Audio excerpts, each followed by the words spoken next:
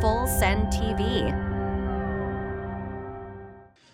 What up, y'all? Dennis with Full Send Events here with a Sword in the Stone, aka up, Dustin Stone. What up, y'all? Happy to be here. So, Dustin, welcome to California, bud. Yeah, thank you, man. It's been a pleasure having you here for this weekend. I appreciate that.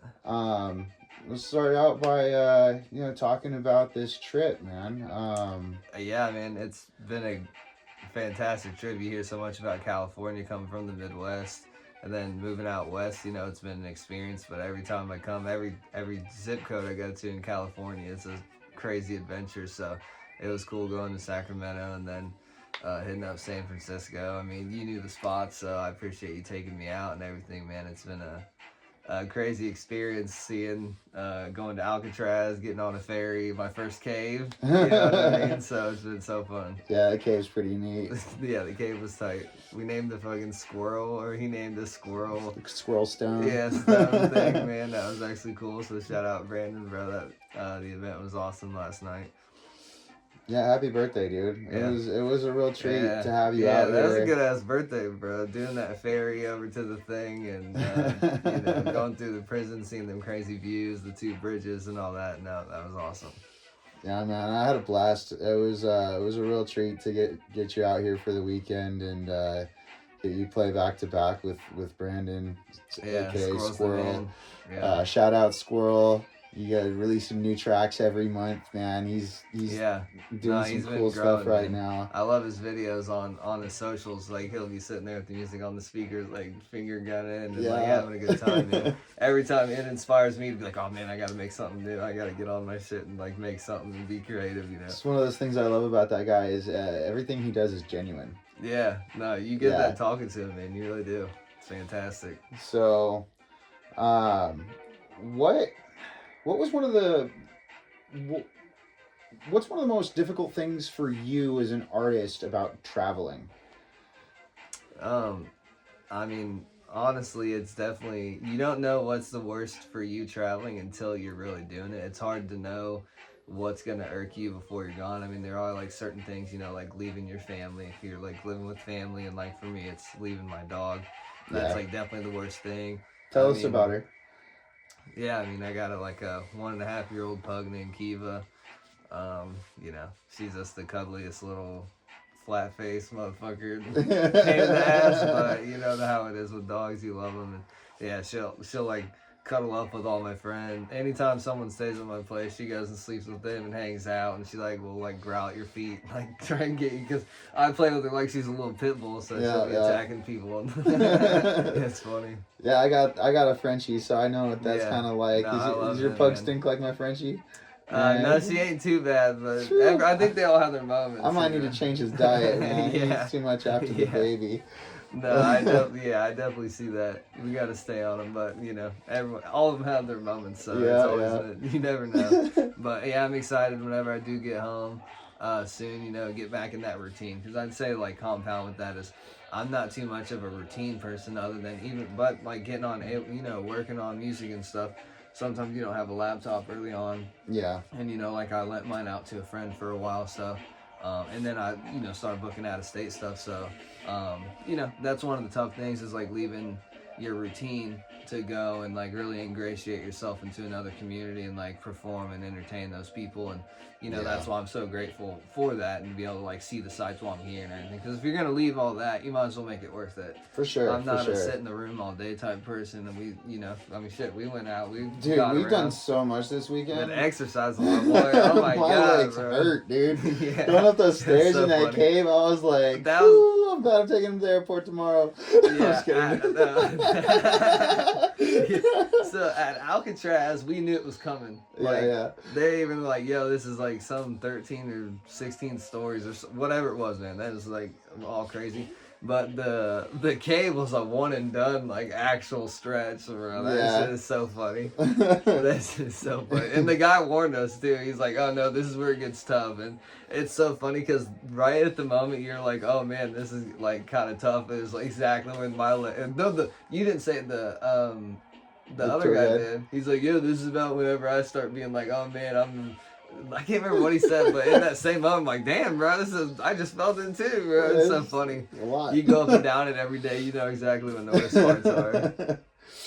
So, tell us a little bit about your background, your family history, your heritage a little bit. Yeah, so, I mean, you know, I'm from Indiana, like a real rural area. The house I grew up on was right next to like a cow pasture, so I'm like a real rural, like kind of country dude. That's why I have like the horses and like kind of all that stuff, like those inspirations I try and put in my music, because I think if you're not from that area, you can find it interesting, maybe in a niche way, but you know, if you use it in a good way in your music, I feel like people can associate with it because it is memorable. However, a lot of people from a small town that like move to places like Denver, you know, like you know, all the city, like we were just in that giant city. There's some country boys that move up in there. They want to hear some horses on their shit too. So I think that's why the people that do fuck with me like follow me so like intently. I mean, there's a lot of us city nerds that love fantasy stuff and a lot of that stuff has, you know, horseback riding. And, no, that's actually, you know, so. Even the Budweiser horses, bro. I've had people say that, like, oh, you need to sample those big ass fucking horses. Clydesdales? Yeah. We had Tennessee Walkers on, and that's what I'm saying. Down the road was my grandpa's horse farm. You know, it's nothing crazy, but it's like, you know, I'm super proud of that, and like proud to have like grown up in that type of thing, riding the horses. I was allergic to hay, so I'd have to be taking Benadryl so much as a kid. I'd be falling asleep. My grandma had a Tennessee Walker, and his name was CJ, California Joe. Oh, that's fine. I like that. We had old Gray Boy, we had Blue, and then I mean, I can't remember a lot of the other names because you know they kind of would raise them and then like sell some of them, but then they had ones they rode themselves. So I remember the permanent stables because I was pretty young, but that horse was a tall horse, and my grandma was not very tall. Yeah. So she would stand next to it, and she had this little riding crop. Yeah. She wouldn't like ever smack, but she just had this riding crop. She would tap the inside of his legs. Yeah. And he would stretch his legs out hella wide, and she could climb on him. That's amazing. They are smart. And I would always, you know, like my cousins would shoot horses. I remember that. You know, I remember my grandpa getting out there breaking horses. You know, less or so as he got older or whatever. Yeah. But no, they still ride on the farm, same spot. My like my cousin has a house that she built like next to it, or I guess my aunt technically. My bad, sir. I know you mentioned. If you watch it, bro, like, my bad. Shout out. Yeah, you mentioned to me that your family was really into cars. Yeah. So, you know, mainly like a racing thing. It's like real bigger I mean, I don't know about bigger in the Midwest. I'm sure it's big. It's big in a lot of places. You just have to look for it, you know? Yeah. And where I'm from, Indiana, you'll be driving down the road and see people's like race cars on the side and like this and that. So, I always kind of grew up around that. Like I think my dad still races. I think I just posted a picture on one of the promo things because like, you know, it's like, it is crazy the more you get around, and I've had opportunities to try like play in Hawaii and like all these like from Jersey to Texas to, you know, like all these different places. You realize like how lucky you are to be like, oh no, that's our shit over there. Yeah. Like I'm proud of that. So it's kind of cool, and to let people like get to know you more, because sometimes it's hard to get to know like a musician. And I mean, Indiana is considered mostly a flyover state, right? So you know, not a lot of us know too much about it. Yeah, so and that's what I, you know, and a lot of it is, it's not like you can comparatively like minute by minute what's more enjoyable compared to areas in which have a lot of things to do. But as you like, especially like once you're kind of doing more things, you realize the simplicity of that is really good to, you know, kind of like what we talked about this, you kind of get a reset when you want to or whatever, and you don't have to feel like you're missing out on stuff, hanging out, you know, being on Ableton for however long, or like practicing DJ sets. It's like, yeah, you might put the CDJs and shit right next to the window and look at nothing, but like you can do that and not feel like you're missing out on all these social aspects. So that's a cool thing about living in Denver, though, those opportunities are there, but I'm used to that slow living, so sometimes I'll be like, bro, I gotta fucking stay home, man. I don't know. Like, my bad, I'll go to the afters, like, when I'm out, I'm out. You know that, like, I'm always doing my thing, but, you know, sometimes I'm like, hey, I'm staying with the dog today, gonna work on some stuff and everything, and everyone has their learning curve. But you know, that's important too. Sometimes, like, you know, it's important for us to remind each other that you gotta take care of yourself before you can, you know. We had that conversation. you know, we've both been doing music stuff for a long time, you know. So you always see them people in electronic shit specifically that want to help people and want to be there for others and everything. But you realize like you can't constantly give to others until you've established yourself. Right. Like I love like coaching like wrestling and stuff. Well, it's like I couldn't do that unless I have a car. It's like, okay, because I have to get to the thing, or like you need to pass certain things that are like a checklist of things you need to actually accomplish that goal in a successful way. Yeah, making music is the same thing, getting the equipment, everything like that. But you realize I hate saying the cliche, but you literally have to have your cup so filled it's overflowing and choose to pour that in another cup instead of wasting it. Right. And that's you know, the thing. And I say it all the time, it's cliche as fuck, but be the change you want to see in the world. And part of that is doing the work. Yeah. You know, and I see you doing that work, and big ups to you, brother. Like, I appreciate that. I like that. I like that phrase you used. I never really thought about it like that, but no, I appreciate you saying that, man. And I mean, and I'm sure a lot of people do more than they should in a lot of ways, and maybe that's a more like unrecognizable thing. Like honestly, working with the youth and shit like that, it's like not something you necessarily like. You can't like hide it if you're posting pictures with your kids and the trophies you're proud of shit, you know, but everyone knows how they're contributing to others, and they should be super proud of that, however they're getting it done, you know. Like that's all I'll say is if you're ever depressed and you're good at something, show that, like, share God's gift with others. It's like I'm not a crazy religious person in that way, but you know, using that kind of phrase to like put in the effort to help people out, establish yourself, pay that forward is like that's like the best and most gratifying feeling. You're right that there's so many people within this community that have a lot of love to give, but they feel squashed. Yeah, that's a good way to put it. And when you get out into the festival setting, you feel a little free, and your heart is light, and you want to be able to help out, you know, around you. You know, there's always, you know, you mentioned it, there's always so many people around that are all willing to help out when we're out there. You know, it's like when you're like, yo, can I bum a bottle of water? Rarely ever will people tell you no unless they don't have any. And that's what I'm saying is a lot of people in the real world don't have it. They don't have that bottle to give. And it's because, you know, at a festival, everyone kind of comes on equal planes. You know, and a little equal playing field in the way you bring what you can bring in. Like, everyone can bring it. And, like, you know, even people who have, like, no money will come in with, like, I've been that motherfucker, come in with a bunch of water and shit. It's like, no, we got the money for that, bro.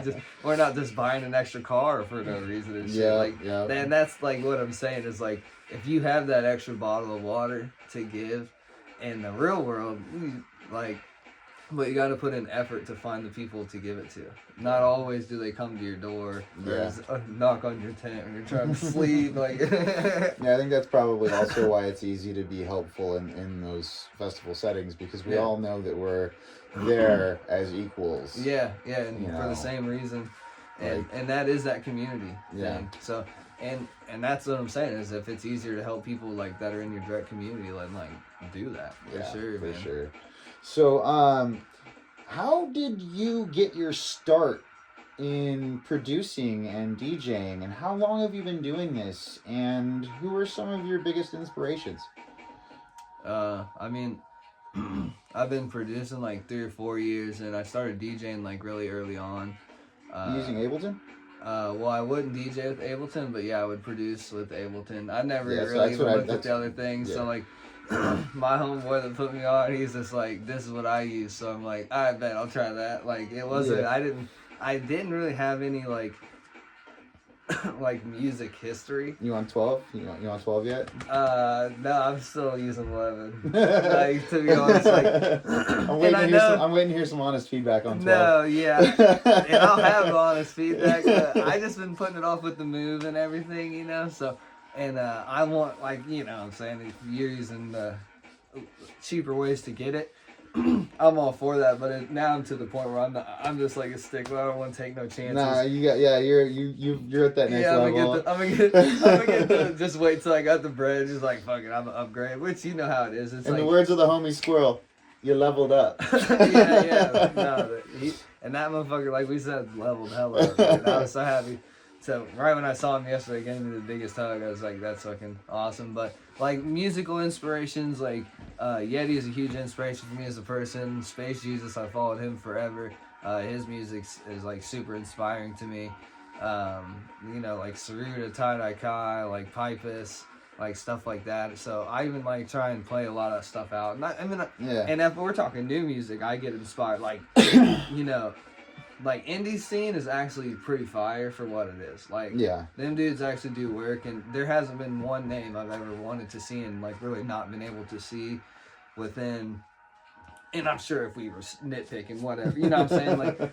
Like there may be some, like just by happenstance, but like within Indy, Columbus, Detroit, Chicago, all that is like, if you put in the work, you know, when I was first getting into the scene and shit, you're more willing to like drive those distances and shit. You had less responsibilities, and like at the time I wasn't making music, so I had no real need to be at home. Right. You know what I'm saying? So now you got hobbies that are at home in your studio and shit. You end up being like, oh, well, I'm not going to go out for like this one act. I've seen a bunch or whatever. So I am guilty of that. And a lot of people do a great job of mixing it up. But like within that, I've been inspired by a ton of people. But going to Denver, it really is like they say, bro. Like the shows are like super dope lineups. Like the crowd is like actually pretty chill in my experience. Like, I mean, I think, you know, people have had their bad experiences everywhere, and it is what, like, I was at, this was actually a fire experience, like, really cool, but I was at Easy Baked. I popped out for this New Year's Eve event.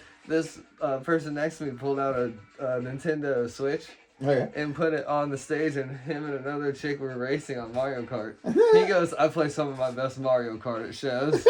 Bro, it's so funny. And I was so locked in with seeing who won, and like they were picking their characters, and they were like picking their different carts. I was trying not to like eavesdrop, but I was talking to the people before, so it wasn't like I didn't know. Yeah, I was pretty stoked. Cicarelli had old school NES projected on the wall. No, I love that. No, Squirrel and his old lady, as we say in the country, were playing that fighting game. Yeah. What was that? I did lose a round at Street Fighter. Yeah. But I did win a couple races on Mario Kart. So yeah, that's tight. And then someone, like I saw, he posted that picture of them playing Zelda. And they were also playing Star Fox. I love that. Especially with Squirrel. That blends in so perfect. I've had that actually. Someone was there was somebody who was playing Zelda while Squirrel was playing. That's perfect, man. So perfect. I had this show where I played in Illinois, and they were playing Elden Ring. Like they had put Elden Ring clips, and someone was like, "Dude, that was crazy." I didn't even know it was happening. Shout out Al, my boy from Illinois, man. I've run into him in the like best places. So. Works with another homie 2020 and stuff like that from that area. So shout out you, brother, and my boy Byron. So if you guys watch this, what's up? So how would you describe your style compared to others? I mean, obviously the horse shit is weird, you know, and I try and use it in a fresh way. Obviously, it's kind of hard to do that when they are just animals that do what they do. So I try and be innovative, and like something like the one, like I have this track I don't really like send out, but I play it live, and I'll play the full motherfucker out, man. I love this thing. But I use a horse hoof as a snare for one of the sections. So it's just like literally anyone can do that. That's not like a cool like smart guy I love that shit. I love when people take natural sounds and mix them in. I try and do that. And that's one of the things I really loved about Charles I. You know, rest in peace. Oh yeah, I got that. You know, it's something. It feels appropriate out here for sure. Yeah, he's well loved out in this area. It's like right by here, so. Yeah, but it's one of those things that really drew me to bass music, and Charles I was one of those artists that really drew me in that direction, and I really love that ethereal, natural, you know, vibe. And I do catch that in your tunes. I appreciate that. I definitely, and that's what the inspirations, you know, is like I was fortunate enough to see him a few times for sure. Definitely, as with anyone, you wish you could see more, but like being like a small town guy, you just listen to the same music so much, like because it means so much to you. And so like I have those things, so I appreciate the having been lucky enough to be able to see it live and then like follow his music so long, like, you know, listen to it over whatever fucking platforms and all that. But like, you know, I went to like Moondog Beach back in the day, and like that was like he was on there rapping. It was like a Pier 39 type shit. There, yeah, Pier 39. What's up? We went and checked that out. Other than Alcatraz, fucking walked over. But it's like not a carnival. What the fuck is this? It's like a carnival on the pier deal. Like, yeah, what kind of is? Like an amusement park kind of... Yeah, it had a big round boy. Big round Ferris wheel? Yeah, they had the Ferris wheel and the fog came in. Those are now big round boys. Those are forever. There's one remember there's one when we're driving here. Yep. At that place. Yeah, the carnival cool house. With the statues. Yeah, that shit is cool. And so yeah, I mean, definitely a huge inspiration, man. And there's like, and Yeti is, you know, there's like a lot of musicians that definitely inspire you, even like, you know, Of the Trees, like, so those are all the ones like I've named. Probably like my favorites. And I try and the thing is, like, it's a bummer, like, as a DJ you can't just like run their tunes the whole set, because you gotta like obviously you want to do your own thing or whatever, but you listen to something like Of the Trees. I literally had 2 songs I wanted to play. I could have just played them both like back to back. They sound so good, but I'm like, oh, but no, like I need to use them in an innovative way and stuff, and that's why I doubled it with that the track during the set, you know what I'm saying? But it's like, you gotta be the inspiration thing is like, some DJs really are like tastemakers in that they'll play a song you've never heard that's gonna be popping 2 years from now. And that's like one of my homies said, is like, you kind of want to like try and play the tunes what are people gonna be listening to next year. So when that shit drops, they listen to you like, oh, dude, I heard fucking the Sword in the Stone fucking play that one, you know what I mean? So like, Chef Boy Beats put out his recent track, the Midnight Lurker, I think it is. Am I fucking that up? I'm probably messing it up. I'm not familiar, so yeah, I played it, but no, that's one of the ones where you hear it at sets and stuff like that. And Turney and Sound always did a great job of that as well, like playing stuff that was like plates that was hot, and then you would hear it when it came out later. You're like, oh, dude, I remember them like spinning that. And that's why I think they are like big inspirations. And I mean, Chef Boy Beats was fire at Red Rocks. That's what I'm saying. I heard that song there, but like I'm not sure if it's even out or not. But you know how it is. Like, you hear sets and on social media you hear the clips and stuff. And like my boy Over Easy over here, man, this kid, I threw some of his tracks in that back-to-back. You know, he's like making such cool shit, man. Such a nice guy too. I've talked to him. We're on like Discord and shit. I just moved and all that, so I'm gonna hop on there. Shout out Over Easy. We'll have to check you out, bud. Fire tunes. Pump Up the Jam shit. I played that back. Yeah, that was a sick track. That was a sick track. It's so fun. Yeah.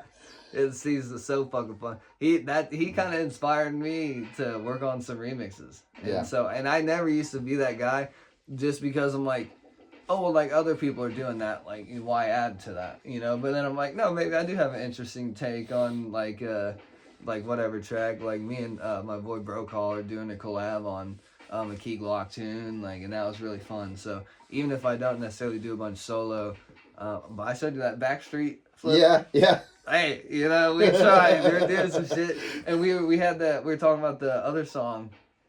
I like to mode. Oh yeah. That was from Madagascar. Yeah, I'm gonna try that shit. Yeah, bro. That sounds so. I can't. Dude, music is fun, man. It is, as it should be. It sucks because whenever you start like playing more stuff or like having more followers and shit, which, you know, I've been so grateful to do that, you know what I'm saying? But you feel that like synthetic urge to like have that output, like, oh, I make a banger a week, or I make a blah, blah, I need to put out so many songs a year. And like, you know, there are times in which you definitely should, like, I should probably step up my shit, you know, but I've been working in the back, and my life's changed a lot, you know, moving and doing all that. Excuses, it is what it is. But music is fun.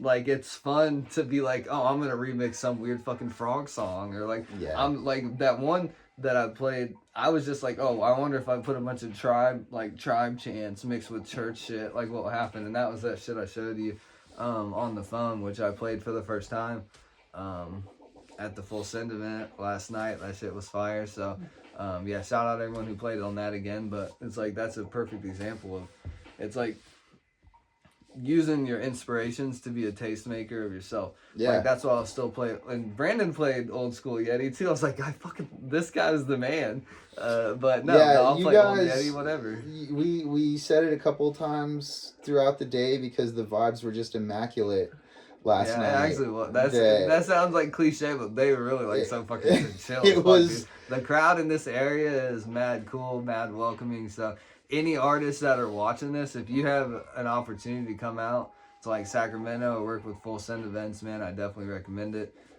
They, treated so well. My boy at the bar, fucking hooking it up with the Modelos, dude. That guy's the man. He was like, let me feed you, man, this and that. It was like late, it was like, I'm so appreciative of the hospitality, stuff like that. So shout out Dello. Yeah, Dello. Great hospitality, brother. Yeah, thank you for that. For sure. Yeah, so talking about filling up our own cup so that we can, overflow to others. What do you do at home to take care of yourself and your life? Like, what is your career? Because there's a lot of kids out there who want to make music but don't realize that you need to be able to support yourself outside of that. So what is like your day job that supports you so that you can follow your dream? Man, that's actually a good question.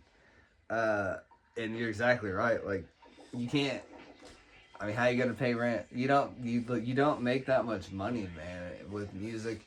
And unfortunately, and the people that do definitely do. It's the same thing with everything else. The rich are getting richer and the poor are kind of getting poorer in a way. And, at least in music, it's subjective enough. To some extent, you see certain festivals, you got to kind of go certain ways to get certain places.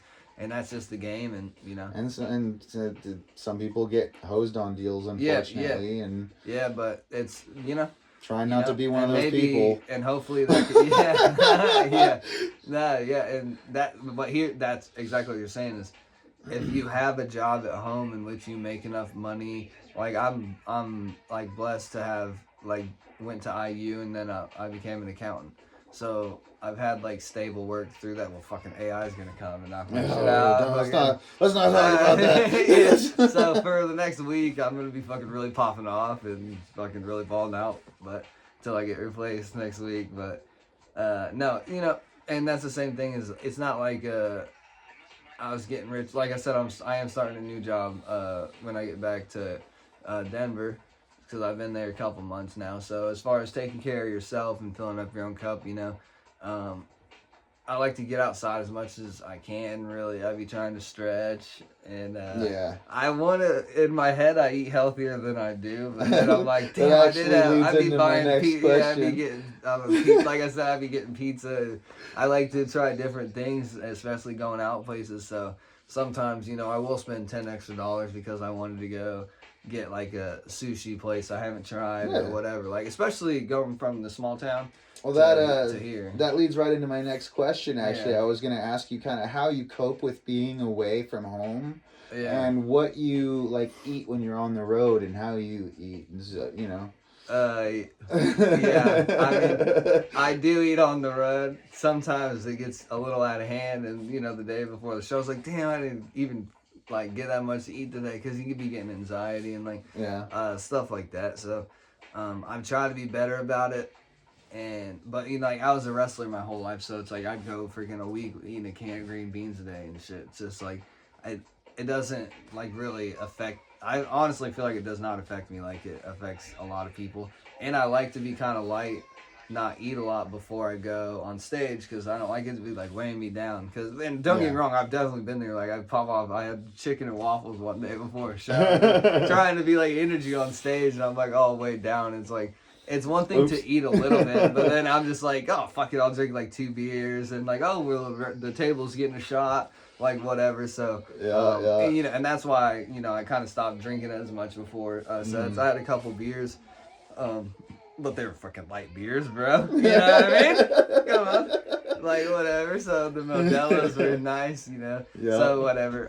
But you know, I try and eat healthy. I like a lot of healthy stuff. So, like, I'll eat all the vegetables and all the fruit and all the freaking cake that they made for my birthday. Oh, yeah. Shout out to my wife. Yeah. Shout out to her, big. Samantha. I kept saying the name of the cake wrong. Tres Leches. Yeah. Yeah, no, they said it different. Thursday night, we were getting, like, hyped up for Alcatraz. We were watching The Rock, you know, Sean Connery and Nick Cage. Yeah. And we were just talking about movie too. Going to your birthday, celebrating your birthday. And at some point you mentioned that Tres Leches is your favorite cake. So I mentioned that to Sam. And while we were at Alcatraz, she baked you a cake. Yeah, I don't know what those flavors are. That was actually a surprise to me, too. I didn't know she was going to do that. Oh, that's wild. It was a total surprise. And she blew me away. We got back from Alcatraz, and we, ate some grub real quick. And she pulled me out back, and she opened up the fridge, and there's just cake sitting there that says "Happy Birthday." I'm like, no, you didn't. No, that was fire. No, it looked really good too. I mean, there's still. We've already killed more than half that cake. Yeah, no, I've had a good amount, but the whipped cream, top stuff, the icing. And there's a reason why I'm a Big Mac.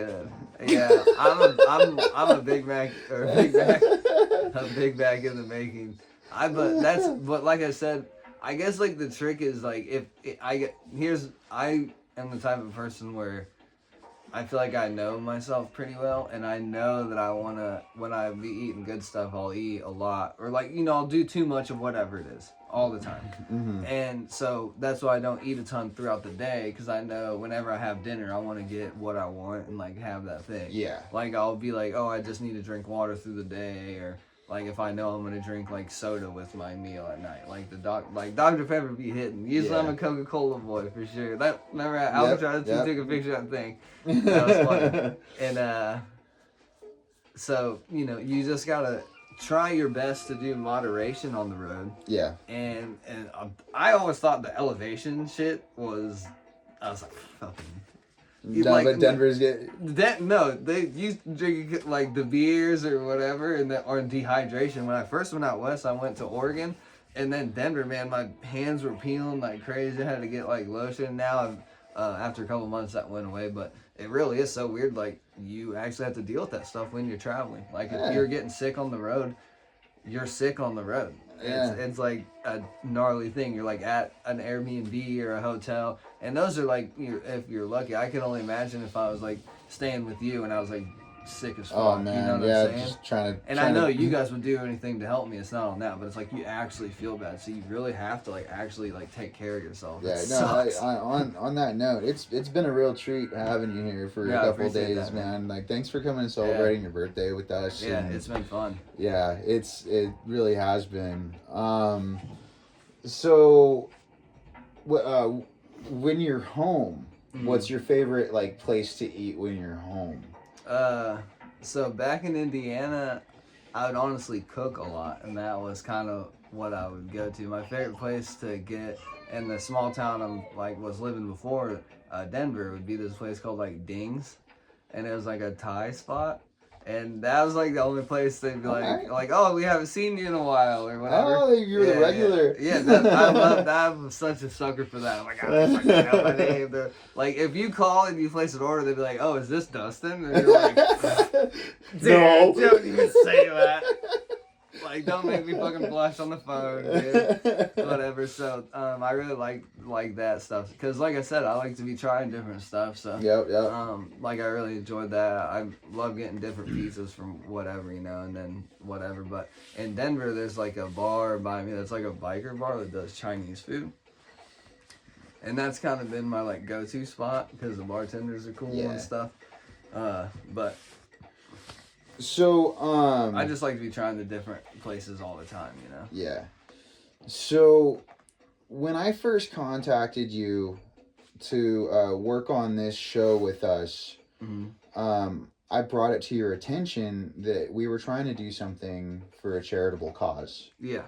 And you were and I'm so grateful for this, that you were on board and you wanted to be a part of something to give back. Yeah. And I wanted to touch on that. You know, it kind of touches back on the overall theme of the interview, is that, you know, how do we fill our own cups so that they overflow to others? Yeah, no, and that's actually a perfect example. I didn't think of that.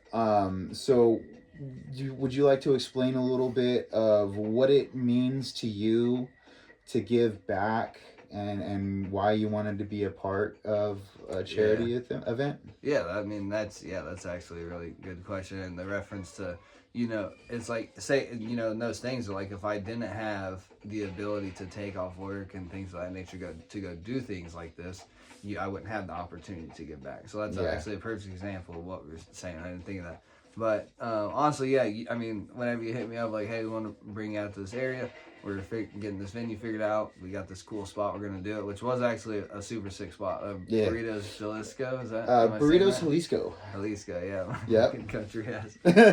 Don't trip, brother. So, yeah, no, they hit me up with the chips and salsa. They fucking, like, very cool, like, again, like, if you ever have a time to go mess with Delo Days. Right? Delo Days, yeah, James. He's the man. So shout out James. No, that shit was mad cool. I felt super taken care of by your squad and them.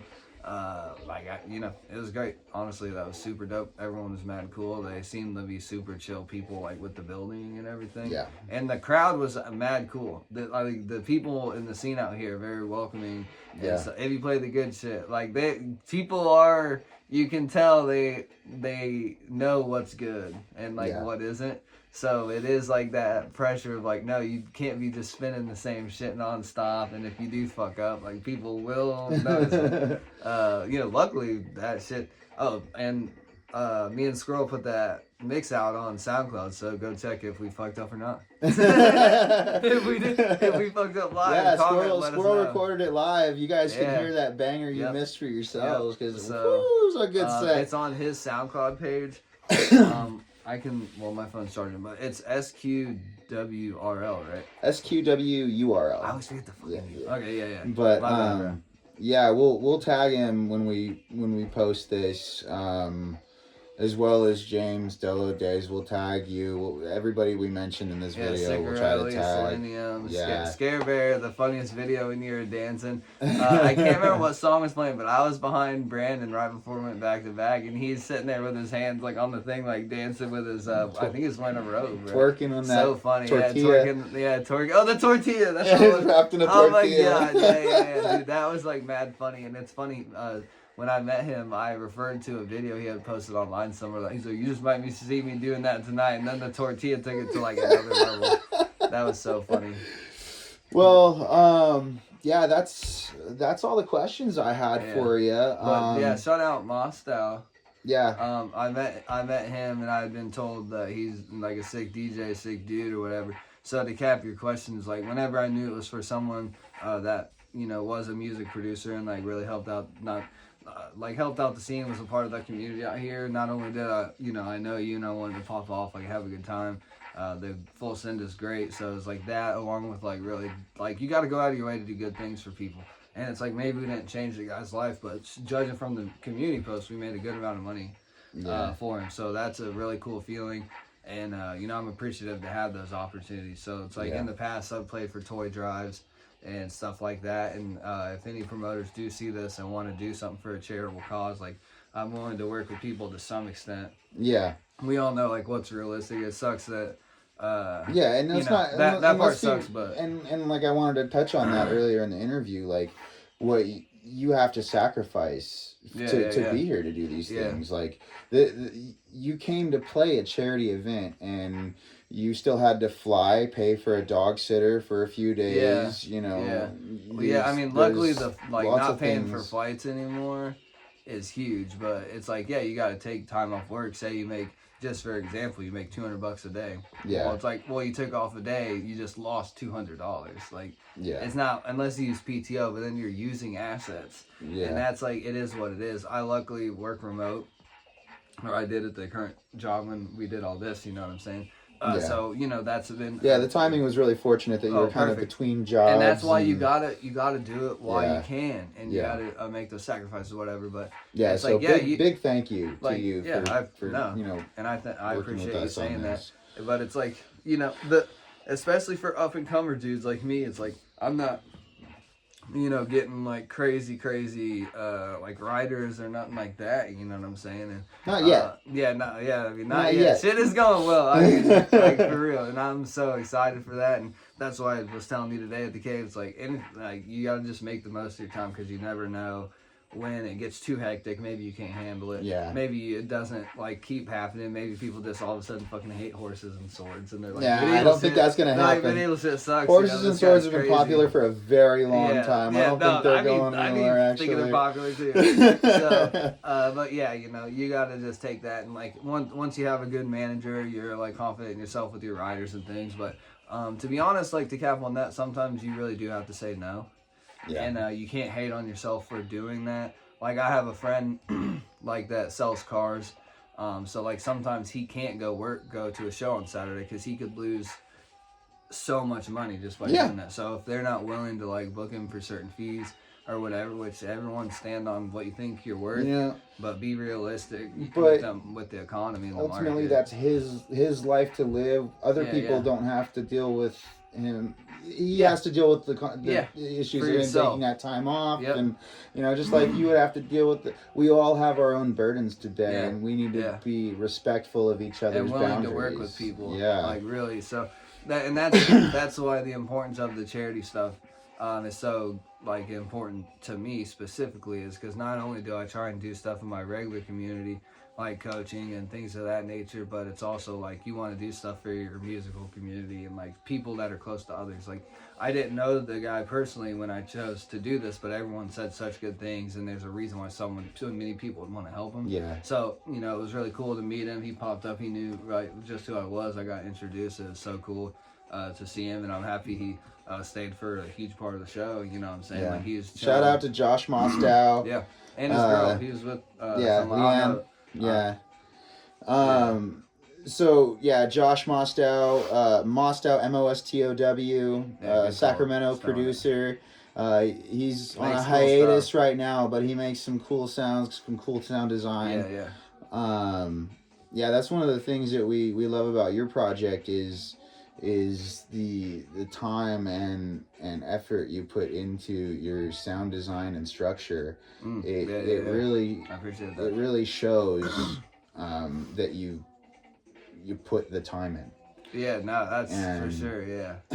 And we're really excited to see what you do in the coming years as you grow, because you're only going up from here. And it's funny because all the people I look up to have been doing it so long. I feel like I haven't put the time in, but I feel like as long as you're true to yourself and making unique music, you'll kind of figure out your own way to do stuff. And I've had great guidance, so I'm very appreciative of all that as well. But it's like I'm just super looking forward to like learning more and trying to really, because there's one thing of learning the stuff, and it's another way to incorporate it into a song. And that's the real key. Is I've been blessed with the ability to whatever level we're still determining, but to the stuff that I can make and figure out, I can instantly use that in music that people find engaging. So, and also, I played some songs for the first time yesterday at that show, and it was super sick. I was like, especially on those bass boss things in that room, sounded really good. Shout out Bass Boss. We love your system. We're gonna keep buying more speakers and filling up more rooms because we love what we've been able to do with that equipment, man. We're just, full send. We're gonna be making some shirts soon that say "Powered by Bass Boss." I want one of them shirts. Yep. We need to get it in some the black and white would be fire. I had to get me a nice green one or a nice burnt boy for my product to match me. But no, and I'm happy you asked about the charity thing, man. It was super fun. The crowd was awesome. Everyone. That's the other thing. When you play for charity stuff, people legit go for a good cause. Like it's kind of the same thing. Everyone says like this and that. Making extra trips to the bathroom to do whatever they're doing and everything like that. Like, sometimes it is what it is realistically, especially at really large events. but genuinely as compared to others, there's much less of that. Yeah. And there's genuine want to do good and connection and have a good time. Yeah. So, and depending on the different charities, you get a different crowd and stuff like that. And that's the beauty of it, is it brings out kind of a crowd that's different than what your normal banger night would do or whatever. You know what I'm saying? And it's very community oriented. And I feel like, especially with like ticket prices and like all the shit with the all money or whatever, it's like, no, it is good to really like support your local community and stuff. So that's cool to see you guys putting on like really cool local events. And like, thank you. You told me about stuff you're working on in the future, and I feel like saying like cool ass names. So so yeah, we'll see if any of those work out, and I just hope the best for you, and I think they will, man, because you got the cool community. And also, if you're not from out here, bro, and you're like looking to play shows, this nature shit out here is crazy. Like my Midwest ass is like, you know, I'm talking about stalks of corn. Look at this tall ass motherfucker. We can't see nothing. Because you're just driving through, and there's, like I said, simplicity. Like it is, like that is a cool thing. But now out here, you see the mountains in the distance, and like it's the barreling hills and the nestled like houses in the hills and stuff like that. Like I told what I say in San Francisco, like I didn't know there's like buildings going up on the hill. I just thought it was gonna be flat in the one fucking city where every movie is like the straight down. And we went on that windy boy. Oh yeah, we went down Lombard Street. Yeah. That shit. Pretty cool. Like honestly, they're like, oh, you're gonna drive down a street, and I'm like, I knew what it was, so I didn't ever downplay it. But it is just like, okay, that's cool. And then when you're actually doing it, you put it together, like, dude, the view is insane. Yeah. Looking over the city, I didn't realize that. But you're like, you're going over, it's like, why is this a thing, bro? It's just such a funny thing. So, you know, you fill up your cup so that when you have opportunities to go and help others, you get to go on the windiest or crookedest road in America and fuck around. Well, dude, thank you for the interview. Yeah, it's been real. It's been real fun. Yeah, this interview is tight, actually. Cool setup here too. So yeah, if you're still with us, oh, they're with you. Well, thanks for 45 minutes. I know, man. My boy. I mean, I might have tuned out. This guy on this side here, pull it out. No, but thank you for everybody who's continuing to contribute to the community out here and abroad. Continuing to put up guys like this. We're just so grateful to be able to continue promoting the music that we love in a community that we love, and to try to just give back to our community and do better. Keep your eyes open for A Sword in the Stone. Yeah, so Sword in the Stone on all the socials, on everything, man. Type that in, you'll find me. It's pretty chill. I mean, I can't promote any. There's a lot of stuff coming this year as far as performances. He's pretty modest about it. But he's I'll pretty be getting around for sure. He's pretty modest about his sound design and stuff, but man, this guy's got some really cool tunes. Yeah, I appreciate that, man. And I think you're gonna be going places real soon, man. Yeah. So I mean, we're definitely going a lot of places already, man. It just feels like it's rolling in the right way. It's taking just keep grinding every day. I got some new music coming out. Actually, no, I'm gonna actually announce this right now. So Phosphines Visuals, which is the girl that does my stuff, and I fucking hope I pronounced that right. I always fuck it up. So Emily, if I mess that up, I'm sorry, but go follow that. I think it's Phosphines PHOPH. Oh my god. We'll tag it. Yeah, we'll tag. I'm good at other stuff, bro. I can't fucking spell fucking something I look at every day. But MP4, we'll tag it. I don't have to explain it. But all my songs that are out and even some unreleased stuff, we have full-length custom visual videos that we're going to be putting on my YouTube channel, which is A Sword in the Stone, on YouTube. So she's nasty with visuals. I have one already out with WidFam on... I think it was episode 69. The Whittler headlined it. It was one of the online ones. Total custom visual hour there as well that she did for me. That was a huge opportunity for me. So yeah, shout out WidFam, Gradient Perspective, Subsidey, and Manic Minds, Rewind 40s. I've worked with a lot of cool labels this year, so I want to give them a shout out too. Thanks for the support on that. Definitely my most recent one with Gradient Perspective. check that out for sure. That song always hits. So if you're throwing out 120 shit, definitely check that out. That's a fire one. But yeah, shout out to Emily. We're gonna be putting those videos up in a couple weeks. We want to get them all kind of done and then kind of drop them weekly. You know how that goes. But the 2 we have now are, we might actually have 3. But they're fucking bonkers. Nice. Like, bonkers. I haven't talked to her that much because we've been traveling doing our thing. But yeah, huge shout out to her. It's great to work with a visual artist that like actually believes in your project and is willing to like help me out so much, because it really does like set my project apart where I'm like, no, this is the vibe, here we go. Yeah, no, you're totally right. I can attest to that too, what it's like to work with somebody who believes in what you're doing, you know. Shout out to Ciccarelli, to Scare Bear, to Crayola, to so many others within the Full Send events community who have stood by us to get us to the point where we're at today. And if you want to follow them, definitely just check out the Full Send Instagram, and they're tagged in all of our stuff. Yeah, full.send.events. Definitely, if you just like following and supporting people from the music stuff, even if they're not local to you, they're cool people to follow and support for sure. Well, thank you, and brother. Super nice. So I would definitely. I mean, I'm already following them. So I've already done my fucking part. You motherfuckers do it too. And like I said, you know, SoundCloud, Spotify, Apple Music, Instagram, Facebook, all that. A Sword in the Stone. You'll see me in my word logo. If you want to join my group and kind of be more a part of the process, I do a lot of stuff where you can like vote. I'll like post like 3 dubs. You go on there and vote for which one you think I should release next. That's been one of my favorite things to do in the group. Vote on merch, have like special access to stuff. I be making the best stuff. You know what I'm saying, that beanie I got is fire, dude. Shout out Gnome X on that. Yeah. Gnome Exchange, they're really cool. Amber did a sick ass design on that shirt, which we took a bunch of pictures of and stuff like that at Alcatraz. So yeah, mad shout out to them, man. After we did this interview, I was like, no, this year's been crazy. like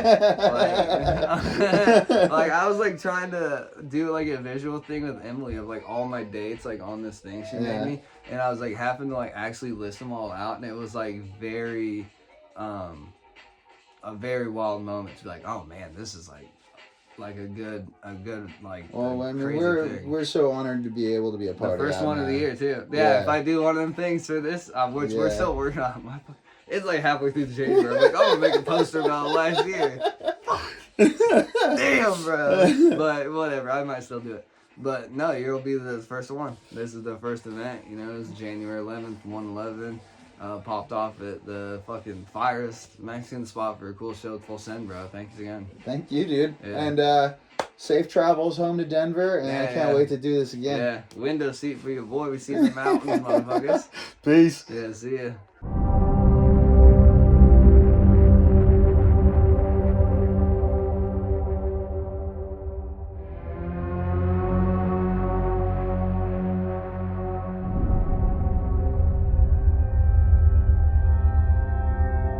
Full Send TV.